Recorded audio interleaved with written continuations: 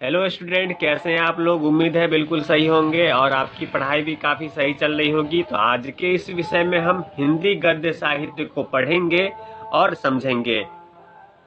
इसी क्रम में आज हम हिंदी गद्य साहित्य के विकास की अवस्था को जानेंगे, क्योंकि एग्जाम की दृष्टि से काफ़ी महत्वपूर्ण टॉपिक है और इससे संबंधित प्रश्न एग्जाम में बार बार पूछे जा रहे हैं और जाते रहे हैं और आगे भी आने की संभावना है। इसलिए इस विषय पर अपनी समझ अच्छी कर लें, ताकि एग्जाम में इस तरह के प्रश्न या इससे संबंधित प्रश्न पूछे जाए तो उसके उत्तर आप देकर एग्जाम में बेहतर कर सके।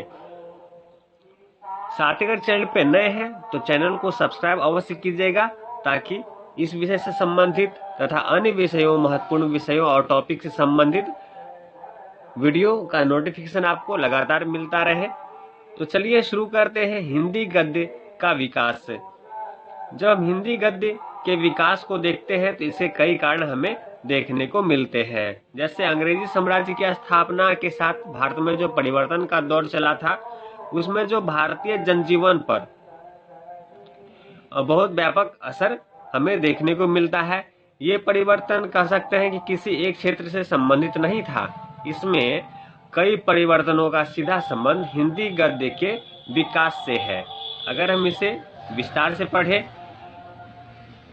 तो इस क्रम में हम देखें तो जो ईसाई मिशनरियां थी वे भारत में आई और यहाँ वे अपने ईसाई धर्म का प्रचार प्रसार करने में लगी।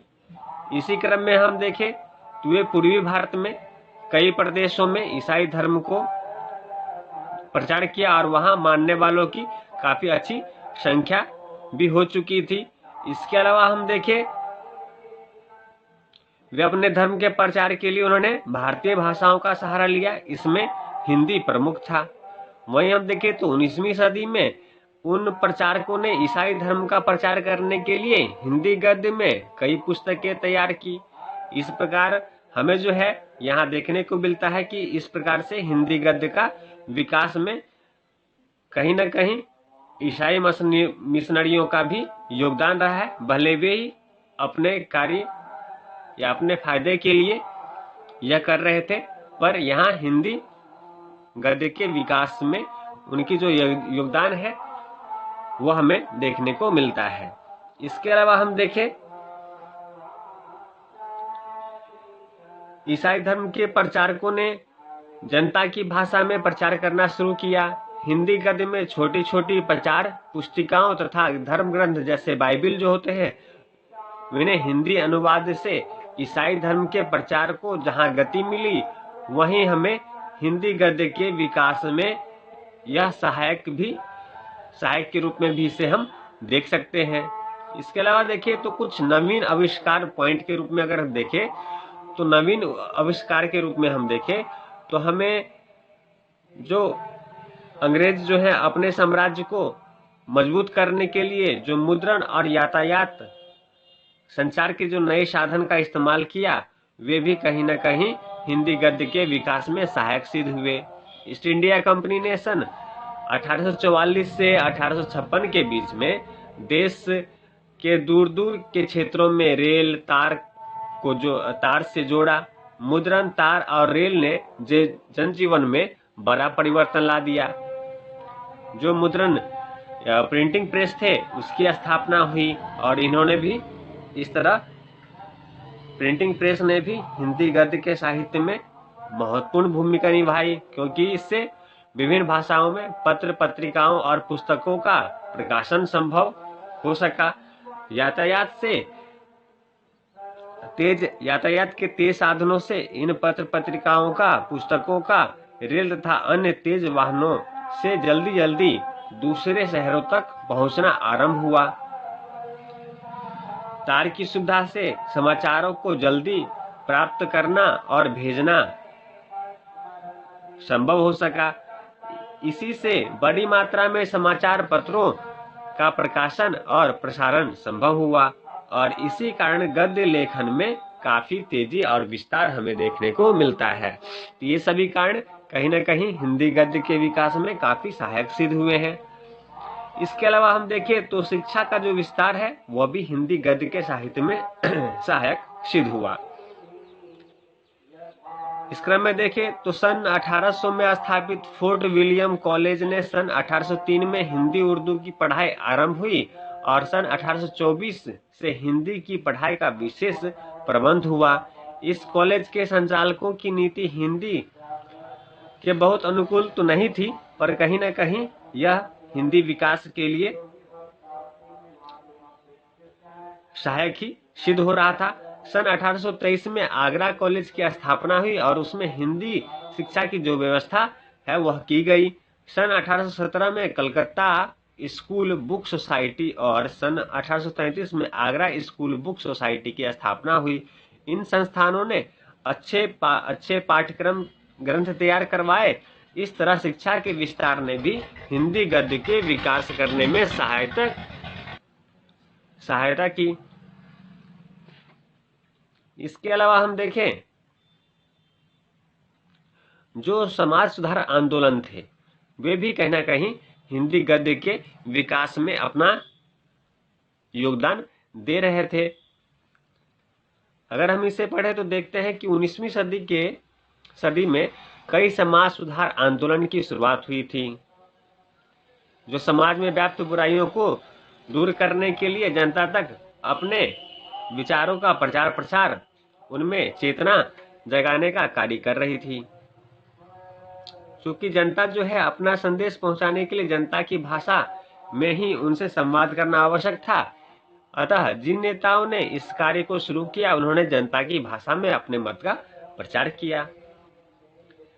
तो आप समझ सकते हैं जनता की भाषा निश्चित ही हिंदी रही थी और हिंदी है भारत की, तो कहीं ना कहीं सभी ने हिंदी में ही अपने बातों को प्रचार करना, अपने विचारों का प्रचार प्रसार करना आरंभ किया। राजा राम मोहन राय ने ब्रह्म समाज द्वारा यह कार्य किया। स्वामी दयानंद सरस्वती ने आर्य समाज की स्थापना की और अपनी पुस्तक सत्यार्थ प्रकाश की रचना हिंदी गद्य में ही की। श्रद्धा राम फुलौड़ी तथा नवीन चंद्र राय ने भी समाज सुधार के लिए हिंदी गद्य का ही सहारा लिया। पंजाब में हिंदी प्रचार के लिए इन्होंने पत्र निकाला और गद्य में रचनाएं भी की। इस तरह में हिंदी गद्य के विकास में समाज सुधार आंदोलन का भी प्रभाव और योगदान दिखता है। इसके अलावा हम देखें तो पत्र पत्रिकाओं का प्रकाशन, मुद्रण की सुविधा होने से पत्र पत्रिकाओं का प्रकाशन सरल हो गया। पंडित जगल किशोर शुक्ल ने कलकत्ता से हिंदी में उत्तंड मार्तंड पत्र का प्रकाशन आरंभ किया। यह हिंदी का पहला समाचार पत्र था। यह साप्ताहिक पत्र था। उत्तंड मार्तंड जो है नवयुग के आगमन की सूचना लेकर आया और उस समय हिंदी पाठकों की संख्या बहुत कम हुआ करती थी। लगभग 1.5 वर्ष निकलकर 4 दिसंबर 1827 ईस्वी को यह जो है बंद हो गया। पत्र निकालने का उद्देश्य,